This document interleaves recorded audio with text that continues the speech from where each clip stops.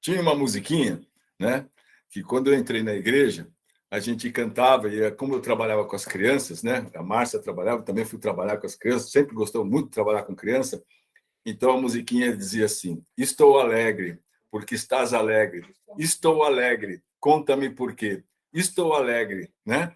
Porque Cristo me salvou. Então, as crianças cantavam essas coisas. Você aprende muito vendo a fé das crianças e vendo realmente a sinceridade e a entrega delas em Cristo Jesus. Lembra que Jesus disse que a gente precisa ser como criança? Então, irmão, alegre-se em Cristo nessa manhã. Cuidado com a sua mente. Cuidado com o coração enganoso. Aprendemos isso agora na recente leitura, não é? Jesus falando que é do coração que procedem os maus desígnios. Esse é o coração de qualquer homem, irmão. De qualquer homem.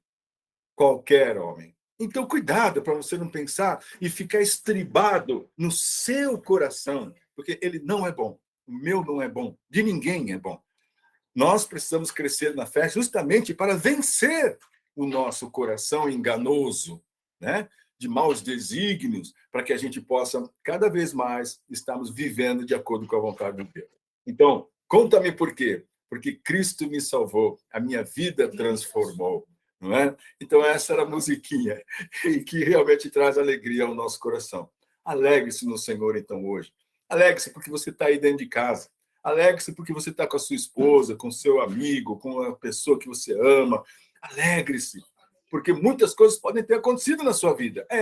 A gente fica estragado, a gente endurece, a gente se perde, a gente erra, tudo isso acontece, irmão, porque essa é a vida. Cuidado com as ilusões, porque talvez a pessoa, olha, você encontrou Jesus, então você não erra mais, a sua vida é só crescente, crescente. De fato, você tem que desenvolver a fé. Isso não significa que você não se confunde, ou que tudo vai dar certo, ou que as coisas acontecem do seu jeito. Não é isso, não. Acontece do jeito de Deus, a soberania dele, do Deus que sabe todas as coisas, que já sabia que você ia passar por isso, que já sabia que você tem esse problema, e ele está te tratando justamente por causa disso. Ok? Eu disciplino a todos quantos eu amo. Vamos lá. Abra sua Bíblia no Evangelho de João, no capítulo 5, no verso 39.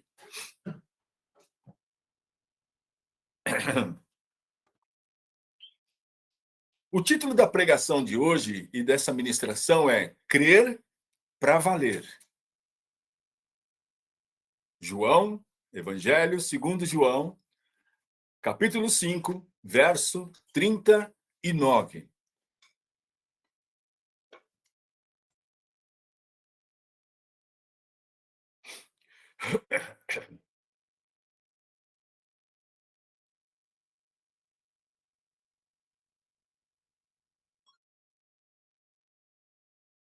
Muito bem.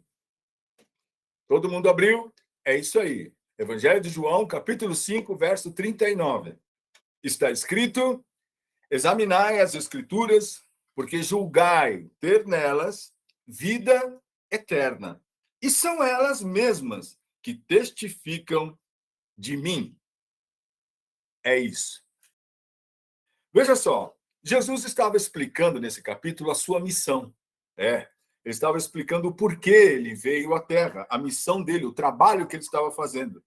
E antes de mais nada, dizendo que ele veio para fazer a sua própria, não para fazer a sua própria vontade. Nós vemos isso no capítulo 5. Jesus veio para fazer a vontade do Pai. Você sabia que as palavras de Jesus não eram palavras pessoais, do seu próprio entendimento, da sua própria vontade? Ele falava aquilo que Deus orientava e mandava que ele falasse, não é? E essa autoridade que ele tinha foi lhe dada pelo próprio Deus para vivificar e dar vida a quem ele quiser. Tudo que Jesus viveu na terra, meu irmão, foi determinado por Deus. Então, talvez você reclame muitas vezes de ter que servir a Deus, ou ter que fazer as coisas de acordo com a vontade de Deus. Este é um grande conflito na vida do cristão, porque muitas vezes, né, você encontra coisas na palavra com relação à santificação, à consagração, à dedicação, à disciplina, à vida com Deus, e que muitas vezes vão contra aquilo que você vive, seus gostos, preferências, atitudes, determinações, não é? Necessidades. Então você fala, mas isso aqui é complicado, difícil. Mas eu quero que você entenda da primeira coisa nessa mensagem.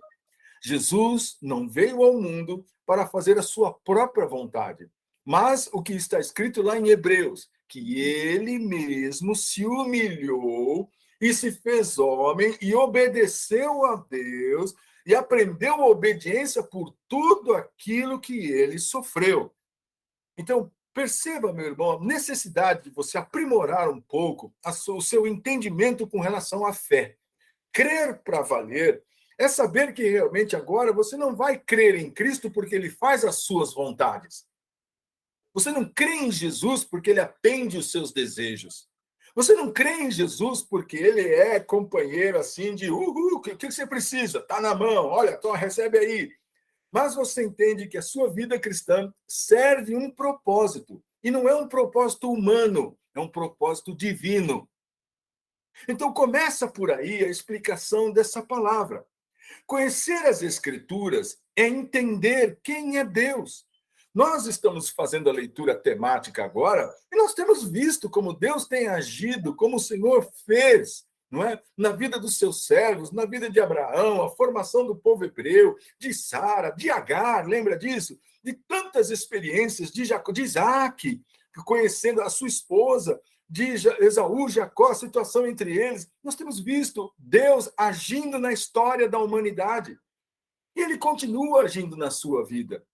Então, há uma ação de Satanás muito forte na vida de muitas pessoas, tentando desfazer a importância, ou até mesmo desmerecendo você da ação de Deus. Ah, mas eu é que decido, eu é que tenho errado, eu é que sou culpado, eu é que tenho problema.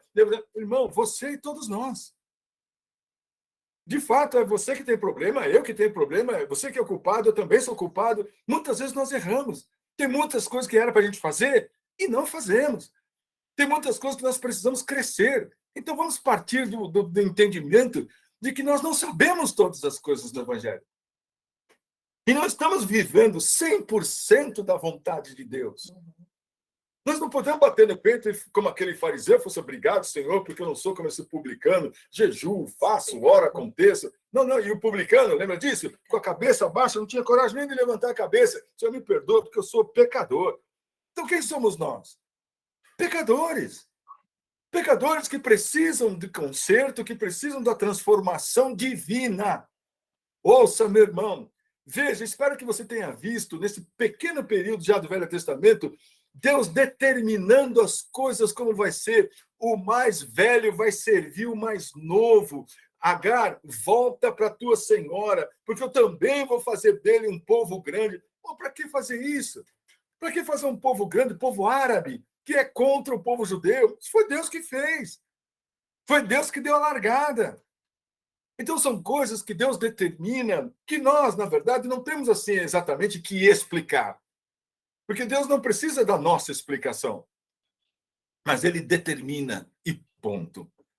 Se nós não crermos que o Senhor tem poder para determinar coisas, nós sempre vamos ficar, de certa forma, mas por que está acontecendo isso comigo? Mas eu não me conformo que eu estou sofrendo desse jeito. Mas por que está agora com esse problema? E por que a gente agora não está conseguindo? Por que está acontecendo isso comigo? E aí eu fico inconformado, achando que, de certa forma, porque essa inconformação sempre vem do tipo, mas eu mereço, né?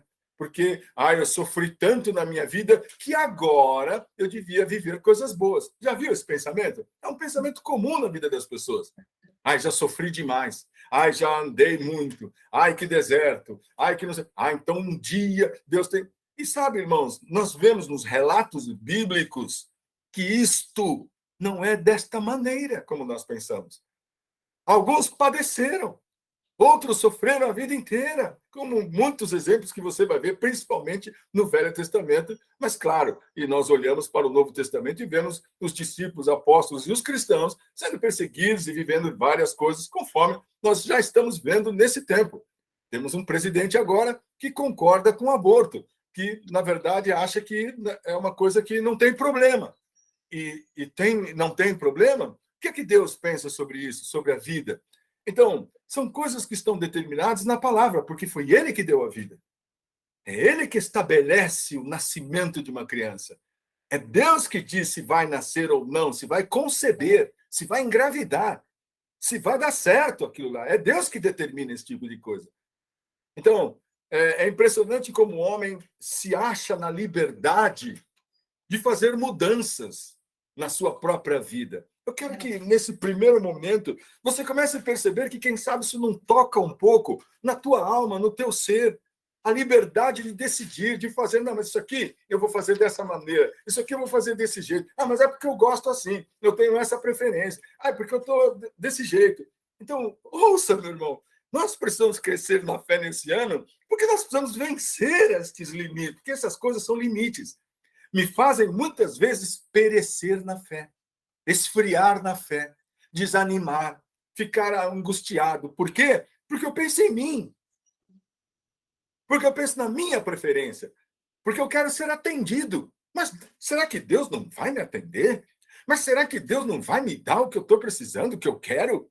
Mas será que Deus não vai ver o que eu estou passando? Mas será? Mas como... Então, essa inconformação egoísta acaba atrapalhando realmente o meu relacionamento com Deus. Por quê? Porque eu fico assim, eu gosto de Deus. Ah, mas às vezes o tratamento dele, ele é muito duro e eu não sei porque isso está acontecendo. E aí eu começo a ficar cheio de culpa, cheio de problema, e por culpa nos outros também. Isso está acontecendo porque tal pessoa, porque o marido, porque a esposa, porque o filho, porque o tio, porque sei lá quem. Oh, meus irmãos, Deus tem um trabalho nas nossas vidas e cada coisa, a mínima que seja, que está acontecendo com você nesse período, Deus está usando como ferramenta. Para que serve uma ferramenta? Para consertar coisas, para fazer ajustes.